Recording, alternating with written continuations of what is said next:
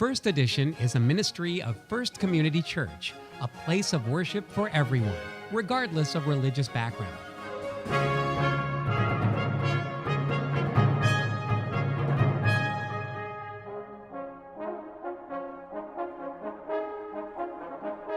Join us to enhance your spiritual journey and share in God's love and grace. And now, First Edition. Hello, and welcome to First Edition, the television ministry of First Community Church. My name is Deborah Lindsay. I am the guest preacher for the month of June. I'm here to enable our senior minister, Glenn Miles, to get a much-needed sabbatical, time for rest and recharging and renewal. It is particularly a pleasure to welcome you to First Community Church during Pride Month.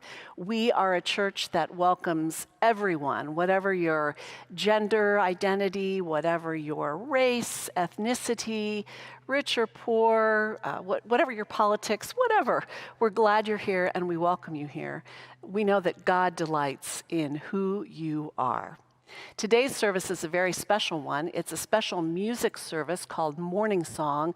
You'll hear an astonishing choir, members of the orchestra, and I can promise you that this service will touch you in a way, a deeper spiritual way that really only music can. We can't do that with words. Also this Sunday, we begin a sermon series for the month of June called The Five Invitations. It's based on a book written by a Buddhist hospice chaplain, but this is not about death. It's about living more fully and completely. So I hope you'll enjoy that series as well. Once again, welcome to First Community Church, and let's join together now in worship.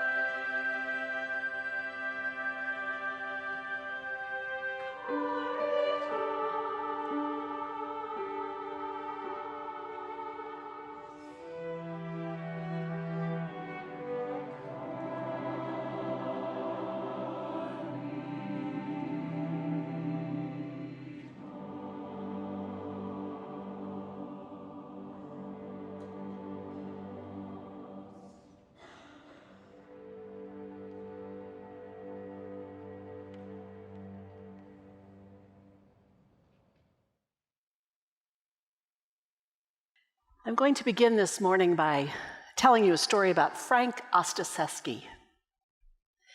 Frank Ostaseski is a Buddhist. He is also a hospice chaplain. And he tells a story about doing a workshop in a rural part of the United States. And he was talking about what can emerge for us if we're willing to stop running away from what is difficult. As he was speaking, a man spoke up and he said, "Oh, well, that reminds me of telephone poles." What? Telephone pole? This gentleman once had a job installing telephone poles. He said they are hard, they are heavy, they stand up to 40 feet tall, they are unwieldy, to say the least. And there's a critical moment when you're placing the telephone pole in the ground. A critical moment after you raise it up when it's unstable, it's wobbly, and it could easily fall. And that means it could easily cause serious injury or even death. Well, this gentleman in the audience, the first day he shows up for work as a telephone pole installer, says to his partner, "If this thing starts to fall, I am so out of here." And there was an expletive deleted in that story. "Oh no," the partner said, "don't do that. You don't want to do that. If the pole starts to fall, you run right up to it and you put your hands on the pole. You get really close because that is the safest place to be." Welcome everything. Push away nothing. When I hear this story, I think that the man named Jesus would probably have made a great Buddhist. We're going to come back to that in a few minutes. Today we begin a sermon series that will continue through the month of June, inspired by the book, The 5 Invitations. Today is the first invitation, Welcome Everything. I was introduced to this book through my work with the Spiritual Life and Learning Center earlier this year. The author is Frank Ostaseski, and as I mentioned, he is a Buddhist hospice chaplain. Now, to be very clear, this book is not about dying. It is about living fully and fully, just enjoying life and living it to the fullest. And part of living fully is acknowledging whatever darkness we face, and then, as the music has so beautifully communicated this morning, moving into the light. And today's invitation is to welcome everything. Now let's be very clear. Welcome means accept, acknowledge, recognize. Acceptance is not resignation. Acknowledgement is not denial. To push away nothing is not to pretend it doesn't exist, but instead to face it, to run up to the pole and touch it. I really appreciate how Ostaseski articulates this. He says, "Until I know it and see through it, it will always be the bane of my existence. Until I know it and see through it." Sit with that for a minute. Certainly Jesus could see through the injustice, see through the inequity, see through the despair to the other side. He did not shrink from hard things. He confronted the realities of his day. He would have made a great Buddhist. This is where the traditions diverge a little bit, because Jesus, and many, if not most of us here, when we confront that difficult, hard thing, we trust that we do it, as the Celts would say, with God above me, God beside me, God in front of me, God behind me. We're not doing it alone. He never, ever held back. Welcome everything. Push away nothing. Now, there is a caveat to this mantra, welcome everything, push away nothing. I don't want anybody to be confused about this. This is an understanding that demands nuance and care. These phrases are not meant to keep anyone or anything in an abusive situation. When we say welcome everything, I'm going to repeat myself with intention here. It means acknowledge it, don't deny it. It doesn't mean take an abusive situation and invite it in, unpack your bags, stay as long as you like. That's not what we're talking about here. That would not be living fully. Jesus knew that we see something. We see through something in the course of transforming it. In the text from the book of John that Tim read, Jesus says, "My peace I leave with you." You know, he wasn't talking about feeling peaceful. This is not sitting on the back patio on a spring night having a glass of wine, although he probably had the wine, but that's another thing. This is about the Hebrew understanding of shalom as peace, the wholeness and the well-being that comes in a life with God. In addition to that peace, Jesus left his disciples and all of us with the practice of communion, a practice that gathers us around a table where everyone is welcome and no one is pushed away. Here at First Community, we say that everyone is welcome. Communion is for any and everyone who says yes. And so, the invitation today is to welcome everything, push nothing away, and come to this table of love.